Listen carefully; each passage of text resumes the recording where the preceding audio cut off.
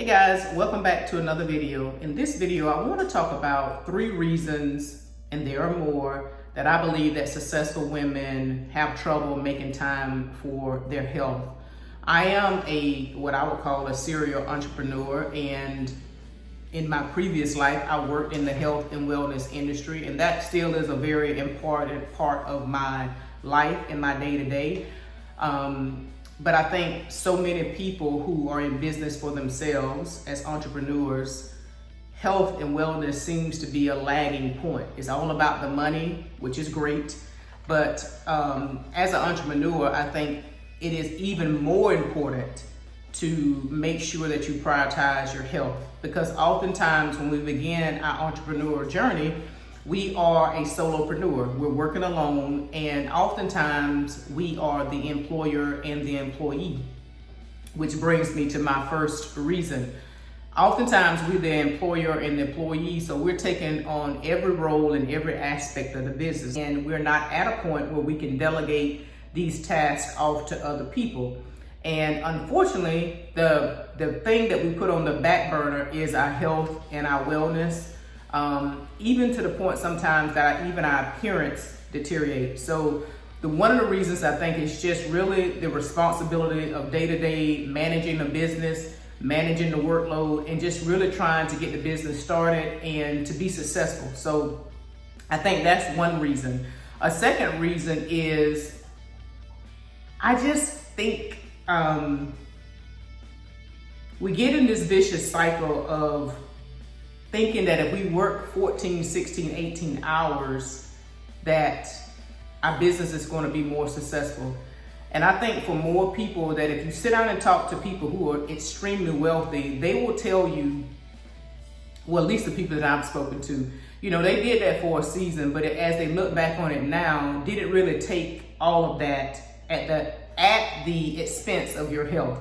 So those are the questions that you have to ask yourself. Sleep is so vitally important to longevity, to brain function, to just everyday living. And I think that is the very thing that so many people minimize, and you choose to cut that particular part off, thinking that if I don't get sleep and if I stay up and I try to go 20, 24 hours out of a day, which makes no sense, you're going to come to a law of diminishing returns, that I'm going to be more successful. And that's not true. So not understanding that your rest is your blessing, and you need to sleep, or going to bed with so much on your mind you cannot even sleep, and you put yourself under this chronic stress.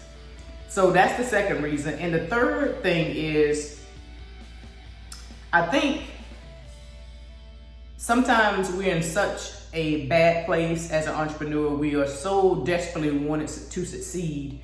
And many times you don't have the resources, the financial resources. You're broke oftentimes, and this is not everybody's situation, and you're probably spending your last dollar or your last bit of resources in order to get this business going or to sustain your family. And then the moment you start making money, you start doing this nervous eating, or you start rewarding yourself in a way that you feel makes you look and feel successful. Usually that's eating out a lot. And if you notice, on a Friday and Saturday night, most restaurants are full, because the typical average American family feel like the way that they feel successful is by eating out at a restaurant. And even if it's not the most healthiest restaurant, they feel like if I can go out to eat, then I feel like I'm accomplished. You see that a lot. And probably not the best way to reward yourself is eating out. You eat out all day, Uber Eats and all this other kind of stuff, and you don't make quality choices with your food. So I think that's the third reason. Now having access to funds, you're rewarding yourself in a way that makes you feel more successful, which is having access to food, probably maybe having access to alcohol and different types of things that's not going to be beneficial to your overall goal of being healthy and being a successful business owner. So the question is, how do you combat that type of nervous eating, or how do you get over the fact of being a solopreneur And for some people, you're a solopreneur way too long and you need to start delegating out. I made this mistake for years, and I didn't understand the value of having others to take these small tasks, even though they're vital to your success, and delegating these tasks off so you actually can be the high level thinker that you are as the CEO of a company. So first and foremost, I think we all need to understand and know that your body is the temple of God, that the Holy Spirit resides in you, and it is your reasonable service to take care of your body. Nobody should be pushing you to do it, paying you to do it. This is something that we as born again believers, we owe God this small thing, but it's a very powerful thing, because you have to understand, without this body, you only get one here on earth. Without this body, there is no you. Once your body is deteriorated and it's no more useful, that is your usefulness on here on earth, right? So you may get a new liver, you may get a liver transplant or a heart transplant, but it's not new. It's going to always be used. So this one body that you get, God only gives us one, and you have to take care of it to the best of your ability.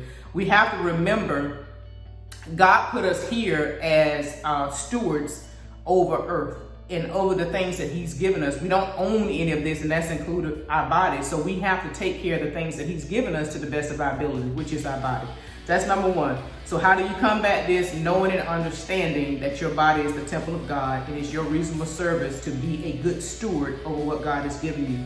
The second thing is to understand that as a business owner, and oftentimes starting out as a solopreneur,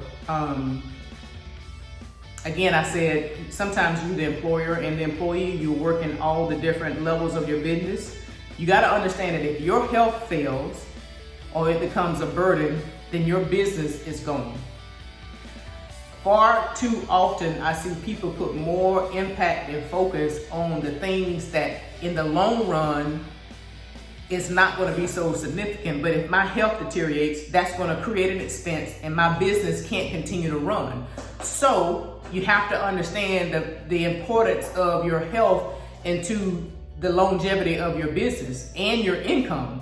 So many times entrepreneurs, you don't have an outside income. So it's only the income streams that you've created. If you have a spouse that has a job, another income source or something like that. But oftentimes, you don't work, you don't eat, right? So if you're not generating income, you're not eating. And if you're in the bed sick or in the hospital, that's almost a no-go. The vacation that you get, you're paying for that vacation yourself. It's not like somebody else has a fund set aside for you that you can now withdraw from, or a sick leave. Sick leave for you can oftentimes mean a loss of financial resources. So you have to understand that as well.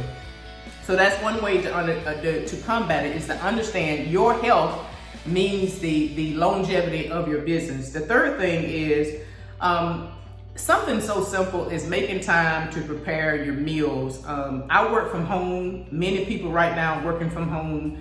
And it is a pain for me to go into the kitchen multiple times a day to cook food. Now, there's a lot of things that I make fresh, like my vegetables and things like that. But primarily, the staple foods that I eat on a daily basis, I prep that stuff on either a Saturday or on a Sunday, usually on a Saturday. And I eat the same thing pretty much every day. It's not a big deal. I don't need to waste energy trying to figure out what I should be eating or what I shouldn't be eating. The meals are prepared. Either I need to heat them up or just need to put them together in a bowl or on a plate or something like that. But you can't imagine how much time it takes every day to go to the kitchen, prepare something, or figure out what you want to eat, or call somebody to do this or call somebody to do that. Even taking your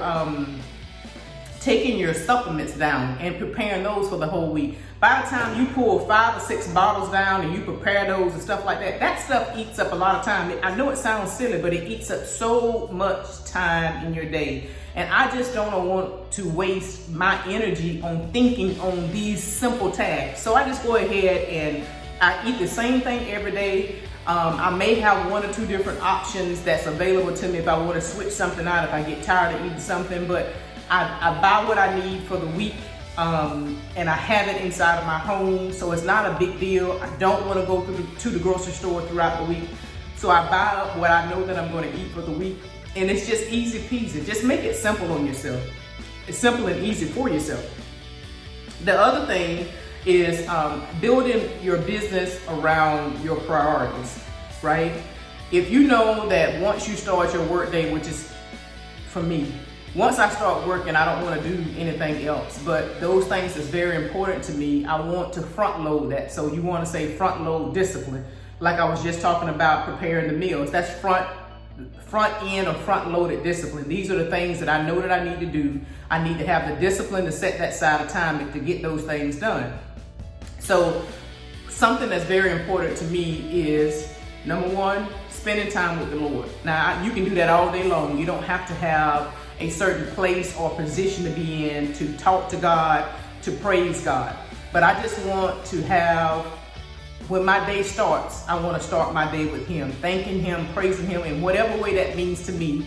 Then also taking care of myself, doing some mobility work, doing my stretches, doing my ab work, and then taking that time for myself, going to the gym, and all those things that I need to do, because those things are important to me. And if I don't do them first, my day will get the best of me, and they may be on the short list, and I can't allow that to happen. So God first, and then me. And then also, I want to build in some time at the end of the day so I can do the exact same thing. God first, and then me. Now, it doesn't mean that I have to stop and go to a specific area to praise the Lord. I can be thanking God right now as I'm speaking and doing this video, which I am. I'm grateful to be able to speak, communicate, to share this video out, to share these tips and topics, and hope it blesses somebody to see their life in a different way. These are things that has helped me along the way. So what is your priorities? And you build a business that honor those priorities for you, and it looks different for each and every person, right? So, because if you start designing your schedule around your business, it'll never work. I'm not saying it has never happened, but for me to go to the gym at the end of the day, it has to be that I have no other way to get that workout in. I'm the freshest when I wake up. So after I wake up, after I spend that time, whatever that time is with the Lord, once I do my mobility work, I want to get on to the gym. My mind is not bombarded with all these different other tasks that I have to do and the other responsibilities. I'm fresh. I just got up. I'm well rested, and I can give my workout the best without being distracted by other things, right? So these are just I gave you 3 reasons that I think most successful women are having trouble making their health and wellness a priority, having time to do that. Then I gave you a couple of things that you can maybe just add into your day to help combat that.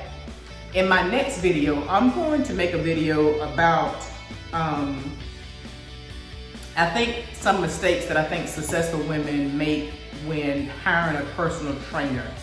Some people are just not motivated to work out by themselves, and they need some instruction. I think that's great. But because I've worked in that industry, and something I saw in the gym the other day, I think this would be a good video topic for those people who have busy lifestyles, but they really need some support.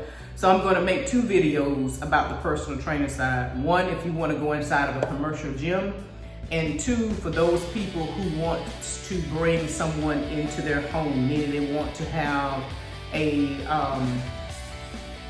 in-person trainer that comes to their home and train them at their home. I've done both. I had a business that supplied both of those services, and I think I want to share those tips with successful women, so you know kind of what to look for and how to really get the bang for your buck and you're not wasting your time. So stay tuned for that video. It will follow up after this one is posted. But make sure you like, comment, and subscribe. Share this video out with those who you think would benefit from it. And I look forward to seeing you in another one. Take care, everybody. Bye-bye.